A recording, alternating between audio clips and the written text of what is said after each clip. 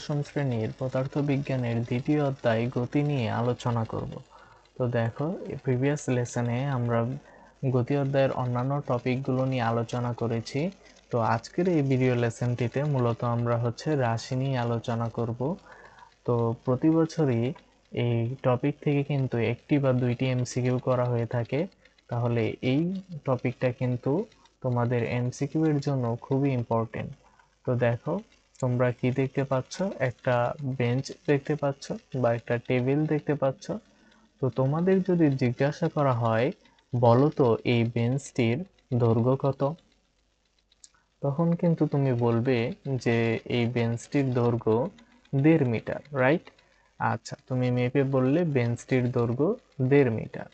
তাহলে এখানে আমরা কি পরিমাপ করছি? বেঞ্চটির দৈর্ঘ্য, তাই না? তো তাহলে এই দৈর্ঘ্য হচ্ছে এক প্রকার রাশি। অর্থাৎ রাশির জন্য আমরা বলতে পারি যে ভৌত জগতে যা কিছু পরিমাপ করা যায় তাকে রাশি বলে। যেহেতু এখানে আমরা দৈর্ঘ্য পরিমাপ করতে পারছি, তাহলে দৈর্ঘ্য হচ্ছে এক প্রকার রাশি। আবার যদি তোমাকে বলি যে বলো তো তোমার উচ্চতা কত, তখন কিন্তু তুমি মেপে বলে দিতে পারবে যে তোমার উচ্চতা হচ্ছে 5 ফিট, রাইট? তোমার উচ্চতা 5 ফিট। তাহলে এখানে তুমি কি করতে পারছো? তোমার উচ্চতা পরিমাপ করতে পারছো। তাহলে এই উচ্চতাও হবে এক প্রকার রাশি। আচ্ছা, তাহলে খেয়াল করে দেখো যে কোনো একটা রাশি যখন আমরা পরিমাপ করছি, তখন সেই রাশিটার সাথে আমরা একটা একক ব্যবহার করছি, তাই না? তাহলে যে কোনো একটা রাশি যখন পরিমাপ করা হয় তখন তার একটা মান থাকে, তাই না? তার একটি মান থাকে। এই মান প্রকাশ করতে আমরা একটা সংখ্যা ব্যবহার করে থাকি এবং একটি একক ব্যবহার করি। যেমন খেয়াল করে দেখো, বেঞ্চটির দৈর্ঘ্য 1.5 মিটার। তাহলে এখানে দৈর্ঘ্যটা হচ্ছে রাশি, মান কত? মান হচ্ছে 1.5 মিটার, 1.5, আর একক হচ্ছে মিটার। ওকে, তাহলে দেখো কিছু রাশি আছে যাদের কেবল মান দিয়েই প্রকাশ করা যায়। যেমন তোমার ভর। যদি তোমাকে জিজ্ঞাসা করা হয় তোমার ভর কত, তখন তুমি বলতে পারলে যে তোমার ভর হচ্ছে 40 কেজি। তাহলে শুধু মান দিয়েই আমরা প্রকাশ করতে পারছি। আবার এক প্রকার রাশি আছে যাদের কেবল মান দিয়ে প্রকাশ করা যায় না। যেমন ধরো, তুমি একটা গাড়ি দেখলে এবং তুমি বললে যে গাড়িটি 40 কিলোমিটার পার আওয়ার বেগে চলছে। তো তুমি একটা কি দেখেছো? গাড়ি দেখেছো এবং তুমি বলছো যে গাড়িটি 40 কিলোমিটার বেগে চলছে, রাইট? কিন্তু গাড়িটি কোন দিকে 40 কিলোমিটার বেগে চলছে সেটা কিন্তু তুমি বলছো না। তাহলে এখানে গাড়িটা কোন দিকে কত বেগে চলছে এর জন্য আমাদের একটা দিকের প্রয়োজন, তাই না? ধরো তুমি বললে যে গাড়িটা উত্তর দক্ষিণ দিকে চলছে, বা গাড়িটি পূর্ব দিকে 40 কিলোমিটার পার আওয়ার বেগে চলছে। তখন এই বেগ রাশিটাকে প্রকাশ করার জন্য তোমার শুধু মান বললেই চলছে না, মানের সাথে দিকটাকেও উল্লেখ করতে হচ্ছে, তাই না? তাহলে এক প্রকার রাশি আছে যাদের কেবল আমরা মান দিয়ে প্রকাশ করতে পারি, আরেক প্রকার রাশি আছে যাদের শুধু মান দিয়ে প্রকাশ করা যায় না, মানের সাথে দিকটাও বলে দিতে হয়। আচ্ছা, তো এখানে দেখো যে তাহলে আমরা দেখলাম যে কিছু রাশি আছে যাদের আমাদের কি প্রয়োজন হয়? শুধু মান দিয়েই প্রকাশ করা যায়। তো এই সকল রাশিকে বলে স্কেলার রাশি বা অদিক রাশি। যেমন এই যে এখানে বেঞ্চটির দৈর্ঘ্য 1.5 মিটার। আবার কিছু রাশি আছে যাদের কেবল মান দিয়ে প্রকাশ করা যায় না, মানের সাথে দিকেরও প্রয়োজন পড়ে। যেমন এই সকল রাশিকে আমরা বলে থাকি দিক রাশি বা ভেক্টর রাশি। যেমন এই যে গাড়ির বেগ ঘন্টায় 40 কিলোমিটার পূর্ব দিকে। আচ্ছা, তাহলে আমরা বুঝতে পারলাম যে দিকের বিবেচনায় বস্তু জগতের সকল রাশিকে আমরা দুই ভাগে ভাগ করতে পারি। একটা হচ্ছে স্কেলার রাশি আর একটা হচ্ছে ভেক্টর রাশি। আচ্ছা, তো এখন আমরা স্কেলার রাশি নিয়ে আলোচনা করব। তো দেখো যে ভৌত জগতে যে সকল রাশিকে শুধু মান দিয়ে সম্পূর্ণরূপে প্রকাশ করা যায়, কোনো প্রকার দিক নির্দেশনের প্রয়োজন হয় না, তাদেরকে বলা হয় স্কেলার রাশি। যেমন ভর, তাপমাত্রা, সময়, উচ্চতা। তোমাকে যদি বলা হয় বলো তো এখন কয়টা বাজে, তখন তুমি বললে যে 12টা বাজে। তাহলে এখানে কি তোমার কোনো প্রকার দিকের কথা বলতে হয়েছে, যে উত্তর দিকে 12টা বাজে বা দক্ষিণ দিকে 12টা বাজে? এরকম কোনো কিছু কিন্তু তোমাকে এক্সপ্রেস করতে হয়নি। তাহলে সময় হচ্ছে একটা স্কেলার রাশি, যাকে শুধু আমরা মান দিয়েই প্রকাশ করি। আবার ধরো তোমাকে বলা হলো যে বলো তো তোমার শরীরের তাপমাত্রা কত, তখন তুমি বললে যে তোমার শরীরের তাপমাত্রা হচ্ছে 98.4 ডিগ্রি ফারেনহাইট, রাইট? তাহলে এখানে কি তোমাকে বলতে হয়েছে যে 98.4 ডিগ্রি নিচের দিকে বা উপরের দিকে বা উত্তর দিকে বা দক্ষিণ দিকে? তাহলে এখানেও কিন্তু তাপমাত্রা প্রকাশের জন্য তোমাকে কোনো প্রকার দিকের আশ্রয় নিতে হয়নি, শুধু মান দিয়েই আমরা তাপমাত্রাকে প্রকাশ করতে পারি। সুতরাং তাপমাত্রা হচ্ছে একটা স্কেলার রাশি। তোমার উচ্চতার ক্ষেত্রেও তাই। যদি বলা হয় তোমার উচ্চতা কত, তুমি বললে 5 ফিট, তাহলে এখানেও কিন্তু তোমার কোনো প্রকার দিকের উল্লেখ করতে হচ্ছে না। সুতরাং উচ্চতাও হচ্ছে একটা স্কেলার রাশি। আচ্ছা, এবার দেখো যে সকল প্রকার স্কেলার রাশি মনে রাখার জন্য এখানে একটা ট্রিক্স অ্যাপ্লাই করা হয়েছে। বিকাশের দৈব ক্ষমতা দুর্দিনে ভাসালো। এখানে কা দিয়ে বোঝানো হচ্ছে কাজ, অর্থাৎ কাজ একটা স্কেলার রাশি। স দিয়ে বোঝানো হচ্ছে শক্তি, শক্তি একটা স্কেলার রাশি। তেমনি ভাবে দৈর্ঘ্য, ক্ষমতা, তাপমাত্রা, দূরত্ব, দ্রুতি, ভর, সময়, এই সবগুলো রাশি হচ্ছে স্কেলার রাশি। তো তোমরা বোর্ড কোশ্চেনে দেখবা যে প্রতি বছরই এই টপিক থেকে একটা বা দুইটা এমসিকিউ প্রশ্ন করা হয়ে থাকে। তো সেই ক্ষেত্রে তুমি যদি এই চারটা মনে রাখো, তাহলে কিন্তু তুমি এখান থেকে এমসিকিউ সলভ করতে পারবে। আচ্ছা, এরপরে দেখো ভেক্টর রাশি। ভেক্টর রাশি কাকে বলে? যে সকল ভৌত রাশিকে শুধু সম্পূর্ণরূপে প্রকাশ করার জন্য মান এবং দিক দুইটারই প্রয়োজন পড়ে, তাদেরকে ভেক্টর রাশি বলা হয়। আচ্ছা, যেমন সরণ, বেগ, বল। আচ্ছা, ভেক্টর রাশির দিক নির্দেশনা। কোন রাশির সংকেতের উপরে, যেমন ধরো হচ্ছে কোন একটা রাশি আছে, তার সংকেতের উপর তীর চিহ্ন দিয়ে ভেক্টর রাশি নির্দেশ করা হয়। আচ্ছা, আর ভেক্টর রাশি, তাহলে এই এই তীর চিহ্ন দিয়ে আমরা কি করি? ভেক্টর রাশি প্রকাশ করি, তাই না? তাহলে আমরা ভেক্টর রাশি প্রকাশ করি তীর চিহ্ন দিয়ে। আবার আমরা ভেক্টর রাশি প্রকাশ করতে পারি এভাবে বোল্ড করে, হ্যাঁ, ছাপা অক্ষরে বোল্ড করে ভেক্টর রাশি প্রকাশ করা হয়। আচ্ছা, আর ভেক্টর রাশির মান প্রকাশ করি আমরা দুই ভাবে। ধরো এখানে এ ভেক্টর লিখেছ, লেখার পরে তুমি যদি দুই পাশে দুইটা খাড়া দাগ দিয়ে দাও, তাহলে এটা বোঝানো হয় যে ভেক্টর রাশির মান।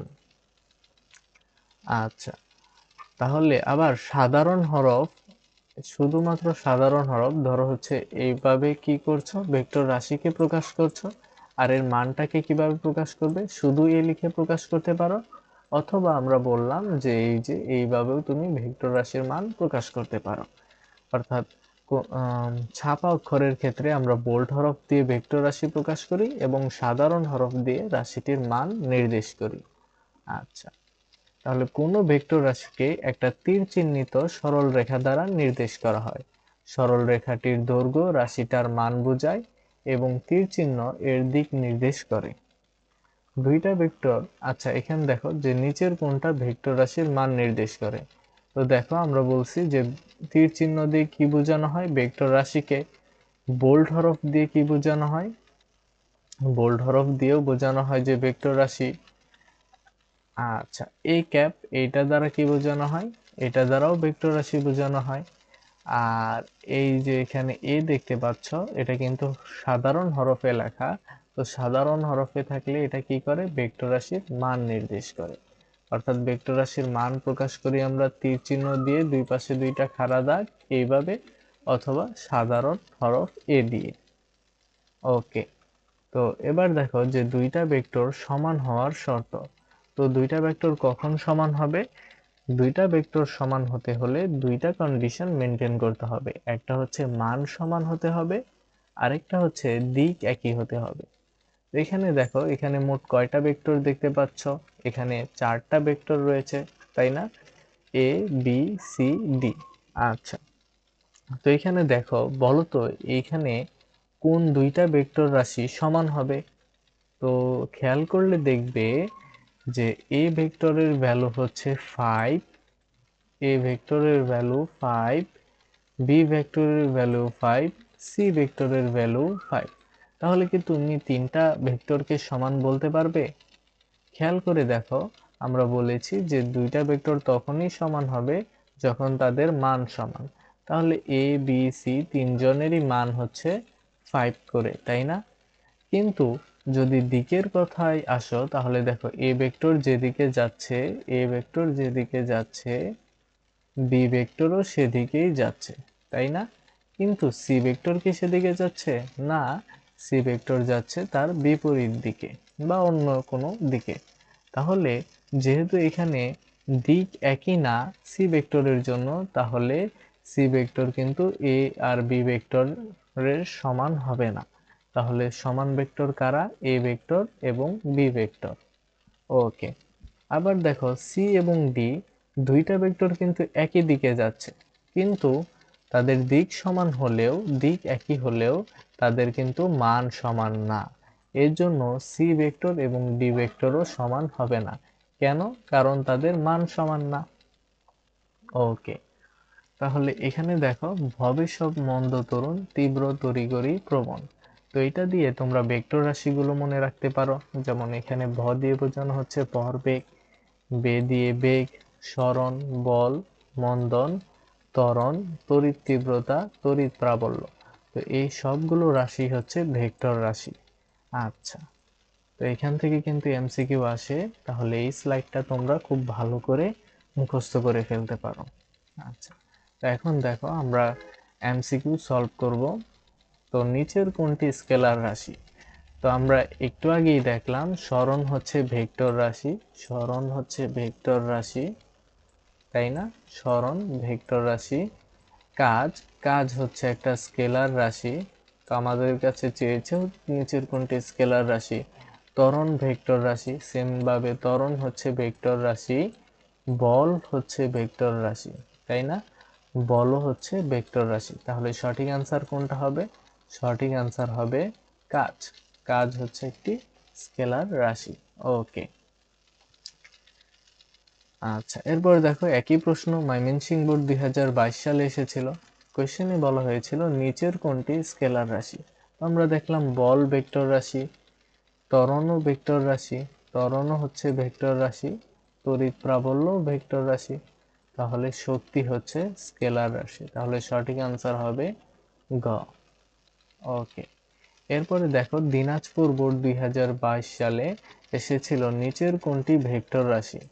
আচ্ছা, তাহলে এখানে ভেক্টর রাশি কোনটা? ভেক্টর রাশি হচ্ছে সরণ। ওকে, আচ্ছা, দিনাজপুর বোর্ড 2019 এসেছিল নিচের কোনটি ভেক্টর রাশি?